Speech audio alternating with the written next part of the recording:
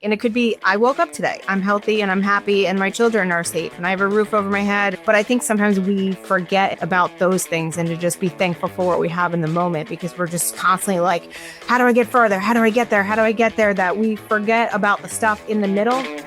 Yo, Chris, man, what are you doing? What are you up to? I'm just helping people reinvent their lives. No big deal. Yeah, no big deal. Well, I'm going to join it. Cool. God bless, we're breaking these runs. Life too short to play it on speed run. All right, Chris, my brother, what are we doing today on Reinvention? What's on the docket? Todd, today we're talking with an amazing reinventor with an inspiring story. She's built her business from the ground up in a way I think our audience will see as realistic and relatable. And it's a funny story, actually. So my childhood home, like where my mom still lives, on the main street in her town, there used to be this little soap store. And I'll be honest, I've never seen just a soap store before. And my mom and I would kind of say, like, I don't know, do we need a soap store? And then it turned into this photography studio, which we were like, oh, yeah, okay, we get it. So then a couple of months ago, I'm at this networking event. I'm talking about reinvention. And this woman comes up to me afterwards and says, hey, I think I might be a reinventor. Like, I quit a career I didn't like. I started a soap store, and now I run my own photography studio. And I was like, how many of that story could there be out there? So I felt pretty confident that this was the person who had the business in my hometown, and it was Katrina. And so Katrina Cicero, we're so glad to have you with us today. Welcome. Thanks for having me. And Katrina, your business, Cat and Mouse Photography, it's thriving. It's growing every year. And you offer a great product and service. And also we talked about you have this real life, like in-person experience for your clients that I think everyone's craving in like the digital AI era. So we'll talk about all that. But first, let's start at the beginning.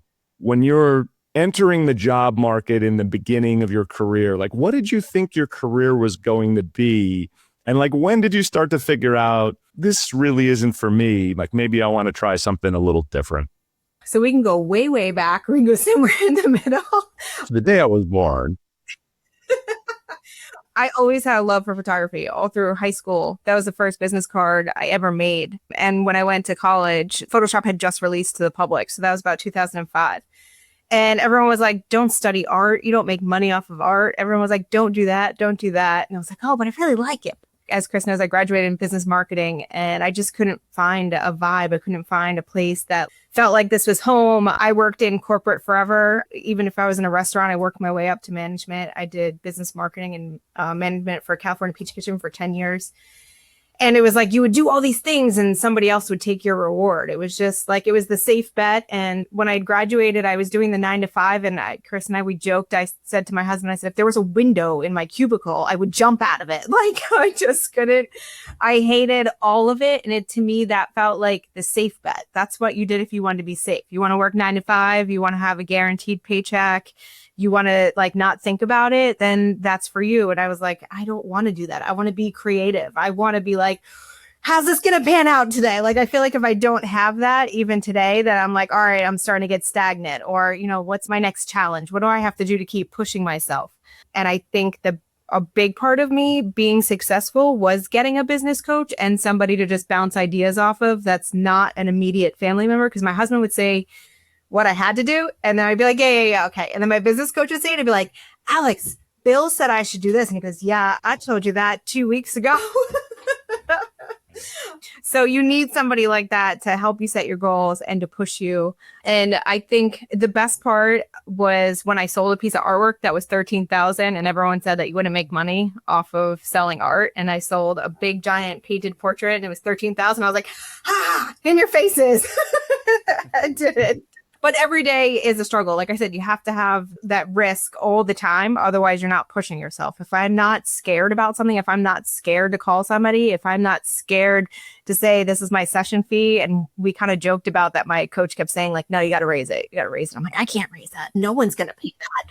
And the anticipation and the lead up to it, I'm sweating thinking about it. But then once it happened, you were like, oh, I got this. And you start to value yourself and you get better clients because you're in a better headspace. It's not this like mundane plateau. You're bored with it. It's an exciting and constant peaks and valleys, but that's what makes it feel good. And at the end, when you're like all nervous and you're leading up to it and then it happens, you're like, yes, I did it.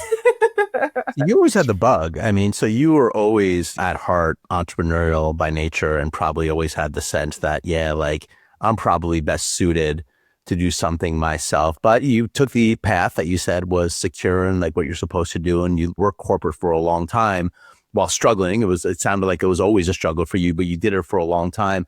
But let's go back to the moment when you did make the transition, right? Because again, when we think about reinvention, there's a lot of people that are at jobs that one way or the other, whether they have the bug as strongly as you did, or whether they're being forced to look internally about like, what can I do next? What is next on my horizon? Because the same jobs may not be there. I still want to hone in on when you made the transition, right? So this was happening. It was obviously stressing you out. Like, talk about the leap, the transition from leaving corporate over into doing your first thing. Like, walk us through that process. How did you do it? How did you navigate it? I love the idea of getting a coach and all that. And we'll get into that, I'm sure, because this is really important for reinvention and what Chris and I talk about. But let's talk about the transition itself. Walk us through what actually happened. So Chris nailed it on the head. He called my husband the unsung hero, which he totally is. It was COVID. And like we said, I've always done photography, never full time and as a profession. I was on the side just kind of doing real estate because I didn't know what else to do. And COVID had hit and we were shut down. And then everybody was kind of reinventing themselves. And I had done my own headshot and everybody was like, your headshot's amazing. Who did your headshot? And I was like, oh, I did it. And I just kind of was working out of my garage and doing everyone's headshots. Then real estate had like this big boom because now everyone wants to leave the city and come out to the island. So now I was setting up in the company that I was working for. I'd set up in their office and I would do everyone's headshots. And it was going great. I was like, oh my gosh, I love this. I was so happy. And my husband was like, if COVID didn't teach us anything, it's to do what you love, be happy, don't have regrets. Like, you have to go take this full force. And I was like, well, I can't do that. I'm not going to do that. How could I possibly afford a studio? And he's like, no, he kept pushing me. And we were putting it out there in the universe. And it just so happened we got an amazing place. I'm actually at the tail end of my 5-year lease. We just bought a building 4 doors down. So it all like evolved. But in the beginning, I was like, there's no way I could pay for this, but my husband just totally believed in me and was like, you have to do this. You have to do this. And I didn't really believe in myself, but then it was like, I had to, because now it was like, I had a bill over my head that it was like, okay, I need to make this happen. So back up for a second too. I was pregnant when I got the lease and everybody was like, why would you get a lease? Why would you start over?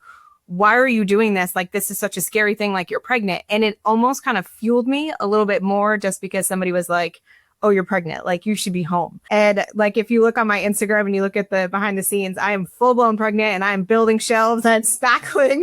I'm doing all the things. And she came early and we got out of the hospital. And 2 days later, I was back in studio and shooting because I just refused to give up.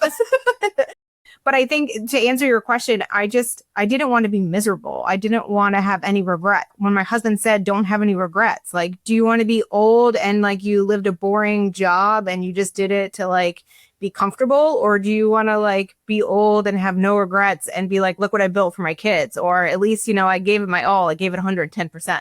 So I think when he said that, it kind of hit a nerve and I was like, yeah, I don't want to have any regrets. I don't want to do something boring. I don't want somebody else to raise my kids. Like, I love this job. If I want to take off or if I want to hang out with you guys today, I can do that. Yeah. By the way, I noticed something with you, Katrina, where you do have a little bit of a like positive vengeance where you're like, oh, if somebody says I can't do this, like, I'm going to do it. Challenge Positive accepted. vengeance. I love that. That's my band's name now, Positive Vengeance.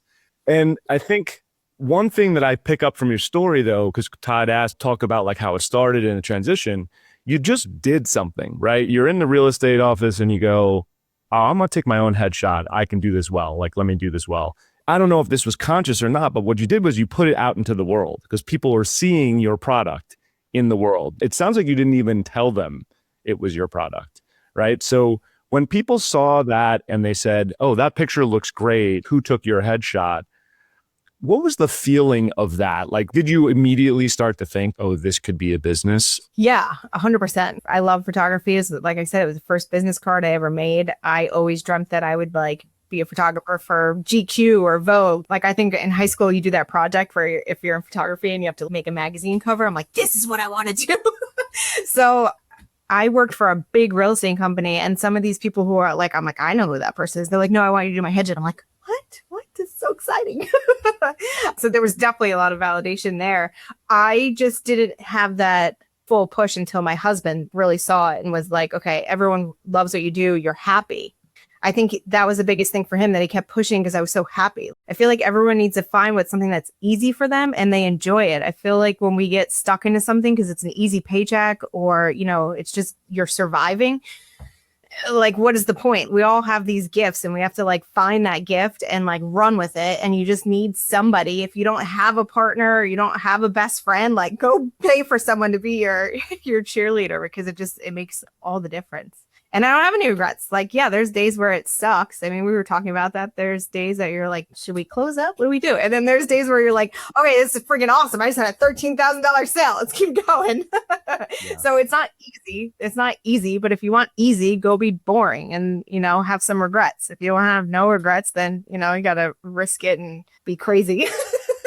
You're saying a couple of things that are like really important and just aligned. Like, again, this is our first time meeting, right? Because you and Chris know each other. And I'm hearing a lot of things about your reinvention were really wired in and positive. Number one, right? Like you had a passion, something that you knew from a long time ago that you love, like your first business card, photography, right? I think a lot of people that are reinventing right now, just even having their permission to think back to the things that you really like and have them kind of like be reframed mentally that, oh, this actually could be a possibility. Because Katrina, from our standpoint, this is what people need to be doing right now, is actually rethinking and redesigning and reimagining what is possible for their future. And so getting these dreams that have been tapped down, for years and bringing them back up is okay. And so you naturally were able to do that. And it was clear that you knew that you had something that you love.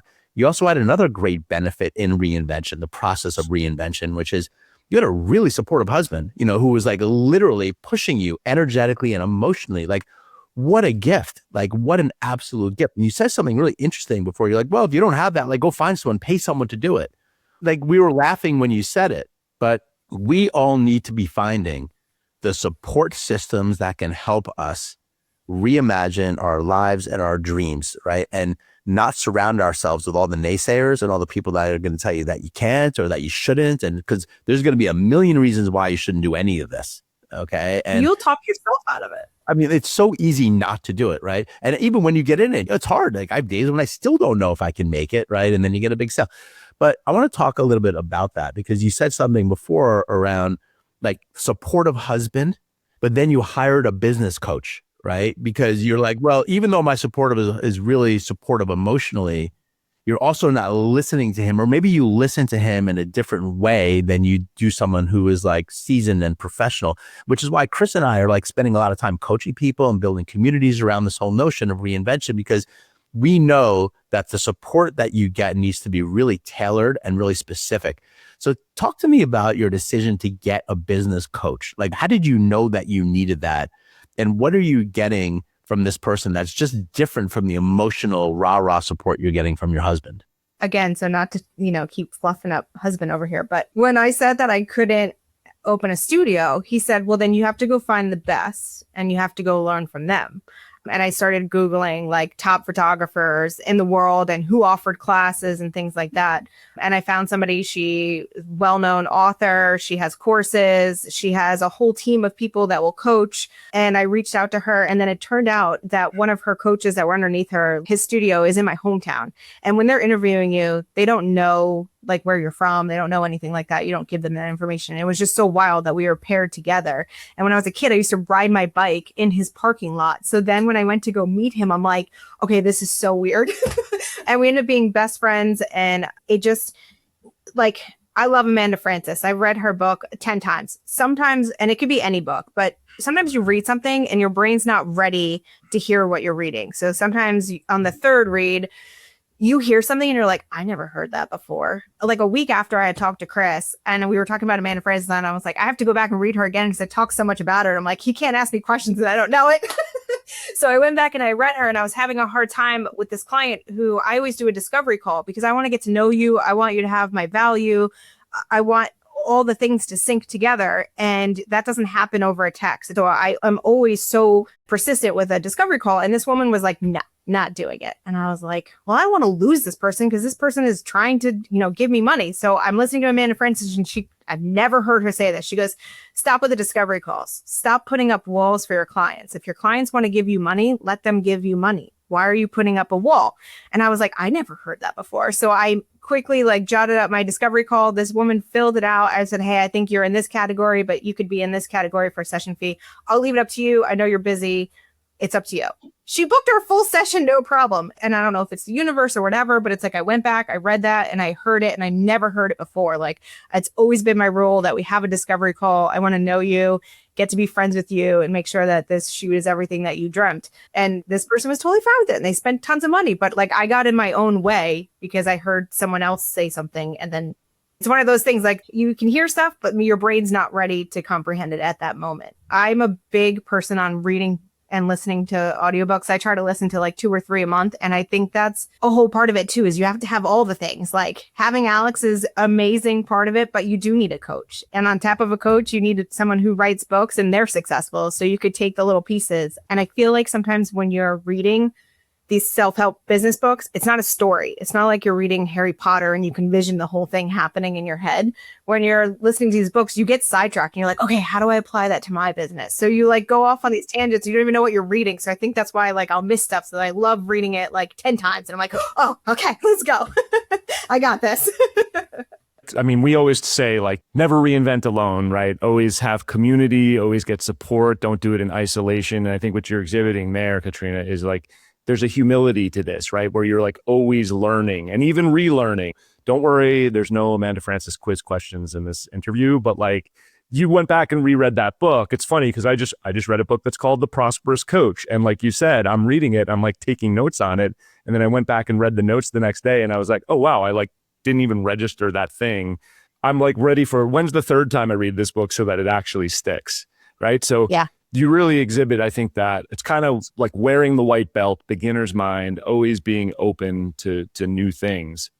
But I will say, like your business now, like when we talked, I remember you said to me, I think the first year you kind of said, oh, I didn't make that much revenue in my first year. I won't say the number you said, but I was kind of like, that actually sounds pretty good, Katrina. You're thriving now and you're learning things, but is there something new 2 months ago that you've like learned that you're like, oh, this is like a new dynamic and a new direction I'm going in? Is that still happening in your business now you're several years in, let's say? Oh, 100%. I mean, last year was rough for a lot of people. A lot of people closed up. So when we were talking, I was mad that I had only grown 3% year over year increase. And I was like, the first year was 33%. Now it's only 3. Like I was so mad about it, but it wasn't less that I made the year before. So you have to be happy about it. And then we were talking about the book, Living in the Gap and the Gain.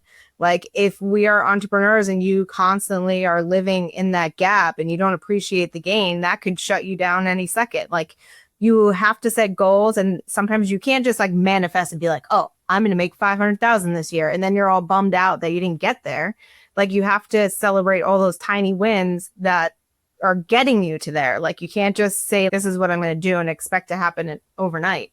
And sometimes I'm guilty of that. So I have to celebrate and be excited for all the little steps that are getting me to there. When we were talking, I was like, well, I didn't get to where I wanted to be. But I also have to be thankful. I mean, there's like 3 other photographers that were across the street and they're not there anymore. So I have to be thankful for that 3%. In the last couple of weeks, to go back to your question, and not to keep talking about books, but there was this book about the law of attraction, which was a different style, that it was more about being thankful instead of imagining, that lottery ticket in your hand or imagining, those commas in your bank account. It was more about being thankful. And I think that your vibrations and who you are and how you are magnetic to other people is being thankful for what you have every day. So it's a like 5-minute manifestation that you do every single day. And like a part of it is saying thank you 12 times. And then like you write 5 things that you're thankful for. And it could be, I woke up today, I'm healthy and I'm happy and my children are safe and I have a roof over my head and food on my table, all the things.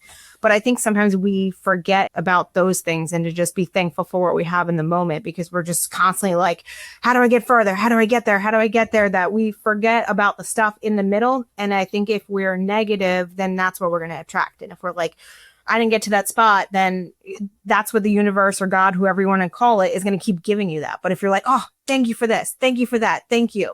Amanda Francis, she says that when someone pays her like $13 for a book or something, she's like, thank you, more please. And I thought that was such a great thing. I do a lot of preschools and it's not like my favorite thing to do, but it's a great like kind of marketing thing, because then their parents will call and they'll want headshots or they'll want family. And sometimes those big schools, like you'll have a ticket that comes in and it's $100 and you're like, ah. At first I would be mad. I'm like, oh, it's only $100. They bought, whatever. And then now I'm like, nope, thank you. That's amazing. Thank you. More, please. And then it keeps rolling in. So you just have to like change your mindset to thank you, more, please. Just wanted to say, I don't know if we've talked about this before, Todd, but it's almost like holding two ideas at the same time, where it's like gratitude and being thankful for what you have and also striving for more, but not letting the striving for more like bulldoze that gratitude. It's great to hear you say that, Katrina, because I think that for the people who are listening, who are starting their reinvention or contemplating reinvention, there's this desire to change, and change takes time and growth takes time. And I think the trick is it never really ends, right? So if you're really challenging yourself and putting yourself into this better life that you want to live, it never really ends. So if you can't appreciate what you have while also striving, you're just going to constantly be in that anxiety of not having, right? So sorry, Todd, I didn't mean to jump in on you, but that was so key. Yeah. It's also not the striving part. It's like the anxiety part of people that are in reinvention. There's a lot of anxiety and stress around financial insecurities, like real stuff. Like we don't want to poo-poo any of this, right? But at the end of the day, a lot of this training, when you talk about reinventing your career or reinventing anything in your life, is mindset. Like how you're orienting towards the reality. So, living in a world where you're just appreciating everything that's showing up. Yes, that does work, right? Yes, it's gotten a little new agey and woo-woo, but put that aside. And we're talking about, we're all creating our own worlds here. And you've created a world where a photography business is doing really well right now, even though the people across the street from you have closed down, you're still growing kind of year over year. And actually, I'm wondering, getting into a little bit more of the specifics of what's happening with your business, right? Because you're in a business right now that I would imagine is going to be affected, if not already, by AI and everything that's emerging in technology, right? Like just endless tools out there, right? To like take pictures and augment pictures. And I would imagine that this is something that is growing right now. I'm curious your thoughts on how you are navigating that. I'm curious your thoughts around the value of being a human being that has a physical shop and people coming in there.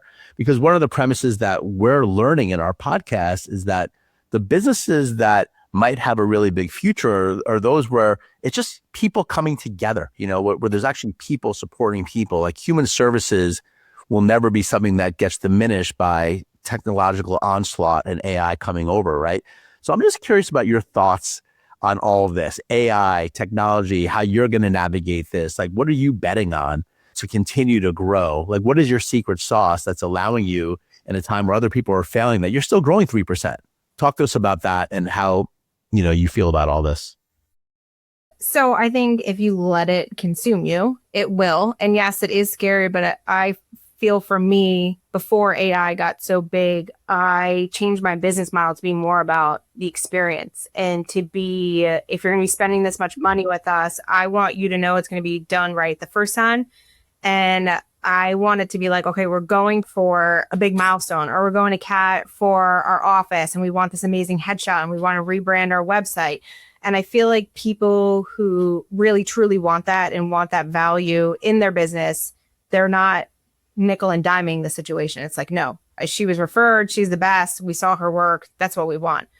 The AI thing, for me, the people who are using AI for their headshots, they weren't going to come to me in the first place because I'm not the cheap photographer. I'm not the person that's like, oh, here's $100. Here's your headshot, or here's 20 images that you don't know what to do with. When people come to work with me, we're having a full conversation as to why. Why are you calling me? Why do you need this? Why is this important? And do you need this right now? And I have many times been like, I don't think you need me right now. I think you need to just get going, go do this.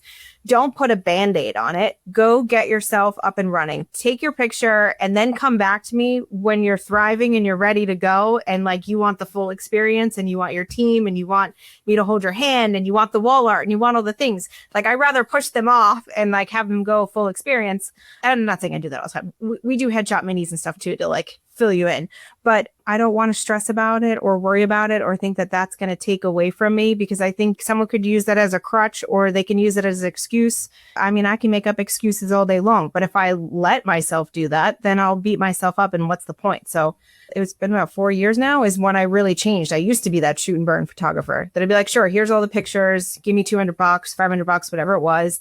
And now the client is stuck with all those images. And what are they really doing with it? They don't know what to do with it. They're overwhelmed with it. They put it on Facebook. They put it on their phone. They never look at it again. When you work with me, I'm like, okay, let's dress to match your couch. Let's dress to match your office. What are your brand colors? Why are we doing this? What do you need? Are we doing 3 images here? Like, there's a plan for it. And when I talk with you, what's your budget? What's going to solve your why? So I feel like for me, there's more of that experience. And I also think people are craving that. I think if someone's using AI, they just want a pretty picture. That's fine. We weren't going to work together anyway, so it's fine. But yeah, you could let it scare you, but I try not to. But I love how it's rooted very much in the why are you doing this? And also the long element of being like, hey, if someone's not ready for it and you can assess that in your professional opinion and say, I don't think you're really ready for this. And maybe there's a mini thing they can do. And they come back probably, or a lot of them come back, right? Because they appreciate that. And what I'm hearing you say is your ability to take great photos and all the artistry that goes into it, that is a big part of your business, but also the service and the connection to the human individuals, right? Not only in being able to not hold it so tightly that you can say, hey, you know what, if it's not right for you, come back later, but also the done for you element. Like you're thinking for them, you're helping lead them, you're managing this project for them in a way that's going to bring them towards an outcome that maybe when they walked in the door, they didn't even fully conceive of, right? They were just like, get my good side, right? And you're like, no, like there's color schemes, there's themes like around branding and stuff like that. So to me, I think for people who are listening who are not photographers, right, but they want to analyze this out to like what they're potentially doing or exploring, it's all about the connection, the deep connection with the customer or the potential customer. And that's something that AI can't do, right? And I don't think we'll ever be able to do well. Todd, it reminds me a little bit of, we did an episode that was like around the jobs that can't be replaced by AI. And it's interesting because I don't think photographer would have been on that list because there's so many tools around editing and visuals that AI can do. But Katrina, I think, is really modeling this thing of like, maybe it's not so much about exactly the specific task that's being done, but it's about the way you do it and the way you connect with people. Katrina, I don't know if is that a conscious thing for you, or, have you always been a people person, or was that some sort of conscious idea that you came around to a few years ago? Or I think a little bit of both. I've always been people. I mean, I worked in a restaurant since I was 14. I did real estate because somebody was like, you're so personable. You'd be so good at this. I'm like, okay, let's go. Then when my husband had said, go find the best in the business, and I found her, and she was like, the only way to survive in this business is to have that connection. Otherwise, you're just like the rest of the shoot and burn. So you have to hone in on that. And we talked about this. Like, I didn't like raising my prices, but once I did, it changed who my clientele were. There was no more, when I was at shoot and burn cheap photographer, you had cheap clients and they would fight you with it all the time. Or they would just, everybody, it was like, when you buy something off Amazon, everybody wants to return it or they just want stuff for free. Like, that's what it was. And I had to elevate myself even more from what I was already being, that human connection person. It was like, okay, you have to do more. You have to offer more to have those prices and be that person. And then once I was there, it was so much easier and it was so much enjoyable. And I could give things away and I could be a better service because I was in a different bracket. And it was just, and I don't mean that like, oh, only my clients are affluent. That's not true. Like, some of our best clients are blue collared, they work hard and they want this service because they just want it done right the first time. People are like, oh, you probably only have girls. No, I have a lot of guys because they just want it done once, and most men don't like getting their picture taken. They don't like the I was going to say, we want it done only once. Yeah. Totally. Their wives talk them into it. So I'm in a lot of networking groups and it's mostly men. So it's like, I have to like, no, it'll be fine. Or, it's going to do this. So it's not what you think. And I want it to be done and I want them to be happy. And my biggest thing is the referral. So if I'm not doing that human connection. ChatGPT isn't going to bring me clients, and, everyone's so into the Google ads and the Facebook ads, and not that there's anything wrong with that, but I don't find my best clients from that. I find my best clients from being out there and talking and, St. James, going to the bakery, going to King Cullen, and you're online and someone's like, oh, I'm getting married. I'm like, oh, congratulations. Do you have someone? Katrina, I just want to say thank you. I'm so proud that on my podcast, we finally mentioned King Cullen. That's a goal for me. Like, we'll get the YouTube award, but before that, I'm happy that we mentioned King Cullen, the grocery store of Long Island. The Long Island inside baseball here going on. But I got to say, I love that you came on to the show with us because, you really are embodying so many of the tenets. We talk about reinvention as a process, right? And you're doing a lot of these things naturally, like getting a coach, right? Having support at home. You also mentioned another one that, I wanted to shine a light on a little bit. You went out like, who does this really well? People aren't doing that. You just like talked about it like, oh yeah, like I went out and I was like, who does this really well? And I learned from, like, that's what people are not doing, right? They're having a conversation with ChatGPT about who's doing well, but they're actually looking at the person that is doing it well. Because right now, let's just be honest, like it can seem like an aberration that you're in this world at 2026 that's emerging with AI and the culture we're living in, and your photography business is doing really, really well. And people, all different types of clients, are paying a lot of money for you to take a picture of them, right? It actually feels like, how can that be possible? But you're embodying something, that is the spirit of reinvention, of like anything is actually possible. Human connection is always going to win. AI is going to replace a lot of stuff. Let's be honest. We know it is, but like the human connection is always going to win. And you can build businesses based on your passion. Even like the Amanda Frances thing, I got to tell you. So Amanda Frances, we mentioned a couple of times, you mentioned it. She wrote a book called Rich as Fuck, right? And she's really passionate about helping women, like be financially successful. But I was in a group about a year ago with 3 guys, and we were going through that book hardcore. 3 guys going through it, I swear. So I was just very resonant with them. It's amazing, like it's very mindset orientation. It's not just for women, but like it's really, really good. And I just want to thank you for being here and sharing your story, because it's very inspiring to me that like anything is still possible. I think a lot of people that are in reinvention have a lot of fear, and they feel like a lot of walls closing in, and a lot of, oh, I don't know how I can do that. Who am I to do that? A lot of imposter syndrome, a lot of uncertainty and financial worries, and all very real, but you can do it. Like, and look what you've done. Like, I'm proud of you. I just met you, but I'm proud of you that you're such a shining light of reinvention. No, you are. You really are. It's a very beautiful story, because it's like, it shows you that you can do it. A brick and mortar store that you just bought a building.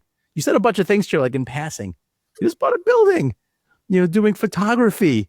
This is amazing. If you're listening to this, like, get off your butt. Like, you can do anything that you want. Like, the thing that you really want to do is possible for you to be really successful at. You just got to do it, and you got to get involved, and you got to do what she did right here. Do what she did. That's the name of this episode. As we get into closing here, I just want to thank you personally for being here and sharing your story, because I'm deeply inspired. So thank you again. Thank you. I have another fun fact. So Chris said there was a soap shop. That's incorrect. There's still a soap shop. And the crazy story is, my dad said, I'll help you buy a building. It was on my 5-year plan vision board. He needed a place to live, and he wanted to go travel and go to Florida and golf. And he's like, let's find a place that has an apartment for me. You find the building, we'll make it happen. So we find a place, love it. It ends up not having an apartment. It did, but it didn't. So we buy this place. I love it. That's where I'm going with the studio. A year and a half ago, comes back and says, hey, like, do you want this? Like, it didn't work out. So my dad was like, yes, because I had an apartment. So now we have 2. So my dad says, I think you should split your businesses and do the studio at the place that you wanted and do your soap shop at the other place. And that there was a woman who was there before. So I am bringing people in so that I'm not, spreading myself too thin. But now it won't be just a soap shop, Chris. It'll be like home decor. It'll have all the things. It'll be like this very hometown place. I love it. But now I'm separating myself. And that's another thing. And that's part of like that entrepreneur bug. The soap kind of happened because in my 20s, out of nowhere, I think it was all that stress of trying to figure out what I was going to do with my life. I was breaking out, and I never had acne or anything. And my husband, again, was like, make your own soap. You can do anything. So I learned all about soap. That's why I said he's the superstar here, Katrina. I mean, you're amazing, but like, you guys are a great match. Where's this guy drinking over there? I mean, seriously. All seriousness, I think that one of the things a lot of people struggle with in reinvention is how am I going to like break this to my spouse? And you have the opposite problem. Like you have to watch out for him because he's going to tell you to start a third business if you're not careful. So outside of ending this call, you're going to go and you're going to renew your vows, basically, because we've just given so much validation for how great your husband is. We've been together for 20 years. It is our 10th year anniversary this year. So we are going to Italy and we're going to go do that. That's amazing. Oh, I love it. So yeah, Awesome. I Congratulations. Perfect. Yeah, I love it. Yeah. Katrina, thank you so much. I mean, it's been incredible talking to you. I just love, first of all, you almost casually said some things that are incredible to people, right? But also, what I hear from you is you have the guts to try these things. And yeah, you've got support and that helps. But you also don't know how it's all going to turn out and learning every day. And you're taking chances. And what we say in reinvention all the time, you're taking action. And you're not quite sure how it's going to go. You feel the butterflies, you face the fear, and you do it anyway. And I think that's incredible for me to hear, for Todd to hear too as well. And I just love that you're able to share your story with our folks. So thank you so much. Thank you for having me. I appreciate it. Thank you again. Yeah, more soon. I can't wait to see how it goes for you. And we'll see you next time, hopefully.